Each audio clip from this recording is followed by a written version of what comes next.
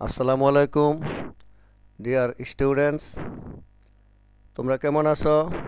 আশা করি সবাই ভালো আছো। আমি আজ তোমাদের সামনে হাজির হয়েছি ট্যাগ কোশ্চেন পার্ট 2 নিয়ে। তাহলে আজকে বেশি কথা না বলে চলো আমরা ভিডিও শুরু করি। তবে অবশ্যই তোমরা মনে করে ভিডিওটি তোমাদের ভালো লাগলে সাবস্ক্রাইব করে নিবে। আজকে আমি তোমাদের যে ট্যাগ কোশ্চেনের সাবজেক্ট কী হবে সেটা নিয়ে একটু কথা বলবো। তোমরা একটু মনোযোগ দিয়ে শুনবে এবং মনে রাখার চেষ্টা করবে।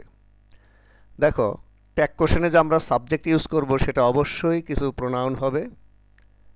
যেমন এখানে আমি কিছু প্রোনাউন লিখেছি। দেখো, I, we, you, he, she, they, it, they, one.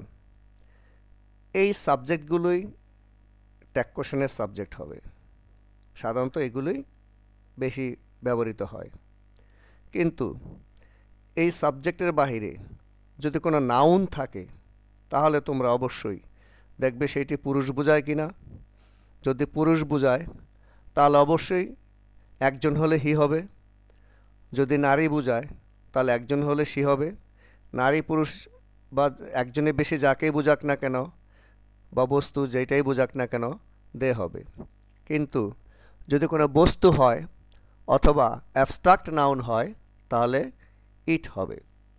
তাহলে এর বাহিরে সাধারণত আমরা কোনো সাবজেক্ট ইউজ করি না, এগুলো আমরা করে থাকি। তাহলে দেখো তোমরা যে আমি এখানে প্রথম যে সেন্টেন্সটি দেখাচ্ছি সেটা হচ্ছে life is not a bed of roses. এখানে দেখো যে প্রথমে সাবজেক্ট আছে লাইফ, এটি একটি নাউন এবং লাইফ একটি অ্যাবস্ট্রাক্ট নাউন এবং সিঙ্গুলার। এটার জন্য আমরা ব্যবহার করব ইট। আর এখানে অক্সিলারি যেহেতু ইজ আছে তাহলে আমরা ইজ ব্যবহার করব। এবং এটার সাথে যেহেতু নট আছে মানে এই সেন্টেন্সটি যেহেতু নেগেটিভ, এটা অবশ্যই অ্যাফার্মেটিভ হবে। তাহলে এটার ট্যাগ হবে ইজ ইট। কী হবে? Is it. এবার আমরা দ্বিতীয় সেন্টেন্সটি দেখি। এখানে সাবজেক্ট হচ্ছে ট্রুথফুলনেস। এটিও একটি অ্যাবস্ট্রাক্ট নাউন এবং এটি সিঙ্গুলার এবং এটির ভার্ব আছে ইজ। তাহলে এরপরে কিন্তু নট নেই। তাহলে যেহেতু এটি ভার্ব হচ্ছে ইজ, আমরা ইজ নেব। নট যেহেতু নেই তাহলে নটের সংক্ষিপ্ত রূপ এন অ্যাপোস্ট্রফি টি নেব এবং ট্রুথফুলনেসের সাবজেক্ট হবে ইট। তাহলে আমাদের উত্তর হচ্ছে ইজন্ট ইট। কী হলো? Isn't it. পরের সেন্টেন্সটি যদি দেখি আমরা, এখানকার সাবজেক্ট আছে হইল বুকস, একটির বেশি। এখন সাবজেক্ট যদি একটির বেশি মানে প্লুরাল, যদি সাবজেক্ট যদি প্লুরাল হয় তাহলে আমরা কিন্তু এটার জন্য দে লিখব। কি লিখব?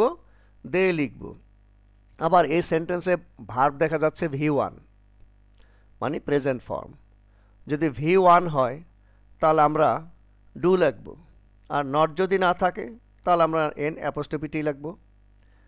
তাহলে এটির উত্তর হয় ডোন্ট দে। Don't they. আমরা পরের সেন্টেন্সে দেখতে পাচ্ছি এটা সাবজেক্ট হচ্ছে অপটিমিজম। অপটিমিজম একটি অ্যাবস্ট্রাক্ট নাউন আর এখানেও ভার্ব আছে ইজ, মানে অক্সিলারি ভার্ব ইজ আছে। তাহলে যেহেতু ইজ আছে তাহলে অবশ্যই নট নাই, এটার জন্য হবে ইজন্ট আর অপটিমিজমের জন্য হবে ইট। তাহলে এটির উত্তর হয় ইজন্ট ইট। Isn't it. আমরা পরের সেন্টেন্সে দেখতে পাচ্ছি এখানে সাবজেক্ট আছে মিনা। মিনা একটি গার্ল। এখন গার্ল অর্থাৎ সে নারী। তাহলে গার্ল যদি হয় এবং সিঙ্গুলার হয় তাহলে তো তার জন্য আগেই বলেছি এটার জন্য সি হবে। মিনা যেহেতু একজন, ওর জন্য সি হবে। এবং এখানে ভার্ব আছে ইজ, তাহলে নট নেই তার সাথে। তাহলে এটার জন্য আমাদের ট্যাগ হবে ইজন্ট ইট। Isn't it. এবার আমরা দেখি এখানকার সাবজেক্ট হচ্ছে হার ফাদার। হার কিন্তু এই সেন্টেন্সে অ্যাডজেক্টিভ রূপে বসেছে। তাহলে শুধু অ্যাডজেক্টিভ তো সাবজেক্ট হয় না, ওই অ্যাডজেক্টিভ দ্বারা আবার সকলকে বুঝালে সাবজেক্ট হয়, কিন্তু এখানে হার অ্যাডজেক্টিভ, এটা তার ফাদারকে বুঝিয়েছে, হার ফাদার। তাহলে ফাদার নাউন, এই পুরুষ মানুষ, তাহলে পুরুষ হলে এখানে আমাদের সাবজেক্ট আসবে হি। আর তারপরে ভার্ব রয়েছে বট ভি টু হলে ডিড লিখবে তোমরা, আর এখানেও নট নেই, তাহলে এটার উত্তর আসে ডিডেন্ট হি। কি আসে উত্তর? Didn't he. আমি আবার বলছি, বটের জন্য ডিড হয়েছে, নট নাই, এন অ্যাপোস্ট্রফি টি হয়েছে, দেখো তোমরা, বট এর জন্য ডিড হলো, নট নাই, এন অ্যাপোস্ট্রফি টি হলো, আর ফাদার যেহেতু পুরুষ তাহলে সেই কারণে তার জন্য হলো হি। এবার আমরা দেখতে পাচ্ছি ফিশেস ক্যান সুইম, এই সেন্টেন্সে ফিশেস হচ্ছে সাবজেক্ট, তাহলে ফিশেস অবশ্যই প্লুরাল, সাবজেক্ট প্লুরাল হলে দে হবে। এখানে অক্সিলারি আছে ক্যান, ক্যান যেহেতু আছে এটার সাথে নট নেই, তাহলে নট যুক্ত হবে, কিন্তু ক্যানের সাথে যখন নট যুক্ত হবে তখন শুধু অ্যাপোস্ট্রফি টি হবে, শুধু অ্যাপোস্ট্রফি টি। তাহলে এইটির উত্তর আসে ক্যান্ট দে, ক্যান্ট দে। ওকে, এবার আমরা যে সেন্টেন্সটি দেখতে পাচ্ছি এটা সাবজেক্ট অফ দ্য আইডল। তোমরা জানো আইডল হচ্ছে একটি অ্যাডজেক্টিভ, কিন্তু একটি সেন্টেন্সের সাবজেক্ট হতে হলে নাউন বা প্রোনাউন প্রয়োজন হয়, কিন্তু যদি কোনো অ্যাডজেক্টিভ দ্বারা ওই জাতীয় সকলকে বোঝায় তাহলে তার আগে দি ব্যবহার করে এটাকেও সাবজেক্ট করা হয়, অর্থাৎ নাউন রূপে তাকেও ইউজ করা হয়। সে নাউন নয়, কিন্তু নাউন রূপ, তার ব্যবহারটা এখানে নাউন রূপে হয়েছে, কারণ দ্য আইডল বলতে সকল অলসদেরকে বোঝানো হয়েছে।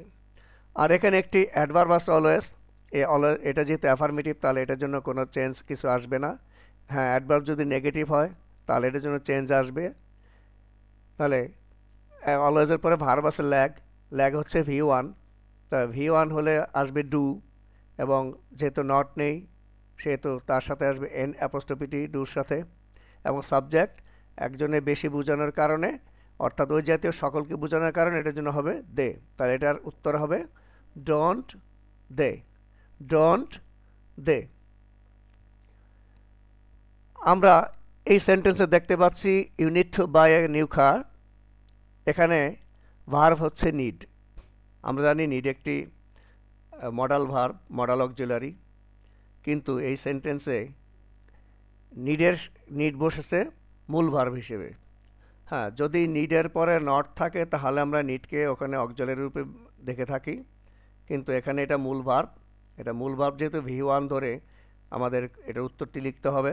হ্যাঁ, এখন যদি নিড V1 হয় তার জন্য ডু হয়, নিডের সাথে যদি এস থাকে তাহলে হবে ডাস, আর যদি ইডি দিয়ে এটা V2 করা হয় নিডেড তাহলে হবে ডিড, কিন্তু নিডের পরে নট থাকলে তখন নিড হবে এখানে অপারেটর, মানে অক্সিলারি হিসেবে ব্যবহার করতে হবে। তাহলে আমার এখানে আসে নিড যেহেতু V1, ডু, নট নেই, তাহলে এন অ্যাপোস্ট্রফি টি হবে ডুর সাথে, আর এখানে সাবজেক্ট আছে ইউ, ইউ হবে, তাহলে এটির উত্তর হয় ডোন্ট ইউ, ডোন্ট ইউ। আমরা এই সেন্টেন্সে দেখতে পাচ্ছি যে এখানে ফিউ পিপল, সাবজেক্ট নোর আগে আছে, ফিউ হচ্ছে একটি অ্যাডজেক্টিভ, তাহলে এখানে পিপল হচ্ছে সাবজেক্ট, কিন্তু সেন্টেন্সে ফিউ থাকলে এখানে এটার জন্য কিন্তু নট হয় না, অর্থাৎ এইটি নেগেটিভ রূপে ব্যবহৃত হয়।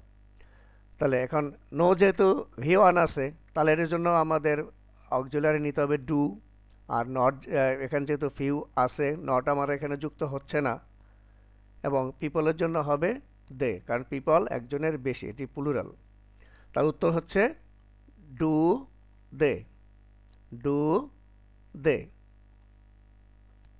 আমরা এই পেজের সর্বশেষ যে সেন্টেন্সটি দেখতে পাচ্ছি এটা সাবজেক্ট হচ্ছে এভরিবডি, বডি কিন্তু সিঙ্গুলার, এই জন্য এখানে ভার্ব হচ্ছে ইজ, কিন্তু যখন আমরা এটাকে ট্যাগ কোশ্চেন করতে যাব তখন আমরা এভরিবডির পরিবর্তে আমরা যে প্রোনাউন লিখব সেটা হবে দে। কেন? কারণ এভরি এখানে বডি সিঙ্গুলার, কিন্তু দে দে কেন লিখব? কারণ এভরিবডি দ্বারা কিন্তু ওখানে যারা ছিল সকলকেই বুঝিয়েছে, কিন্তু প্রত্যেকে আলাদা আলাদা বুঝিয়েছে, কিন্তু সকলকে বুঝিয়েছে, তার মধ্যে কে? তুমি কি একজন হি লিখবে, সি লিখবে? না, তুমি হিও লিখতে পারতেছো না, সিও লিখতে পারতেছো, কারণ ও একত্রে যে কজন আছে সবাইকে বোঝানোর জন্য এটার জন্য আমাকে দে লিখতে হচ্ছে। কিন্তু আমরা জানি দে যেহেতু প্লুরাল সেহেতু দের সাথে ইজ হবে না, তাহলে এটা আর লিখতে হবে। তাহলে তোমাদের মনে রাখতে হবে এভরি পরে যে কোনো একটি noun, every one, somebody, someone, anybody, anyone, এইগুলো যদি থাকে, এইগুলোর পরে যদি ইজ থাকে, তাহলে এটা ট্যাগ করতে হবে তোমাদের আরেন্ট দে। কী করতে হবে? Aren't they. যদি ওয়াজ থাকে, ওয়ারেন্ট দে। যদি এখানে হ্যাজ থাকে, হ্যাভেন্ট দে। আর যদি এখানে ভার্বের সাথে এস বাই এস থাকে, তাহলে লিখতে হবে ডোন্ট দে। তাহলে আমরা এইটির উত্তর পাচ্ছি আরেন্ট দে, আরেন্ট দে। তাহলে শিক্ষার্থী বন্ধুরা, তোমরা এই সেন্টেন্সগুলোর মধ্যে যেটি তোমাদের বুঝতে সমস্যা, তোমরা যদি একটু কমেন্ট বক্সে কমেন্ট করে বলো কী কারণে তোমাদের বুঝতে সমস্যা, তাহলে আমি পরবর্তীতে সেইগুলো নিয়ে আরও নতুন ভিডিও বানানোর চেষ্টা করব। কিন্তু তোমরা যখন আমার কথাগুলো যদি ঠিক মতো শোনো, তাহলে আশা করি তোমরা সবগুলো সেন্টেন্সে বুঝতে পারবে। এবং যদি তোমরা একাধিকবার দেখো এই সবগুলো সেন্টেন্স, তাহলে আশা করি তোমাদের মনে থাকবে। এবং এই সাথে তোমাদের অবশ্যই চর্চা করতে হবে, কারণ তুমি যদি প্র্যাকটিস না করো তাহলে কিন্তু তুমি ভুলে যাবে। তাহলে আজ আর কোনো কথা না বলে আমি আমার এই ভিডিও এখানেই শেষ করছি। ইনশাল্লাহ দেখা হবে পরবর্তী ভিডিওতে।